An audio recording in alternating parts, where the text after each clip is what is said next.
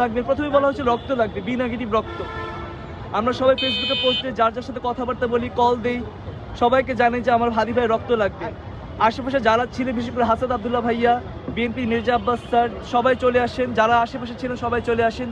একে একে আমাদের পরবর্তী যে গুরুত্বপূর্ণ নেতা সবাই চলে আসেন হাদি ভাইয়ের সাথে দেখা করার জন্য। আমরা সবাই জরুরি বিভাগের সামনে দাঁড়িয়েছিলাম সারাটা দিন। আজকে হাদি ভাইয়ের সাথে আমাদের কথা বলার কথা ছিল, আমাদের আলোচনা করার কথা ছিল, কিন্তু সেই আলোচনার সুযোগটা আমাদের হয়নি। এর আগে হাদি ভাইকে গুলি করে দেওয়া হয়, এরপরে হাদি ভাই এরপরে হাদি ভাই কুমায় চলে যান।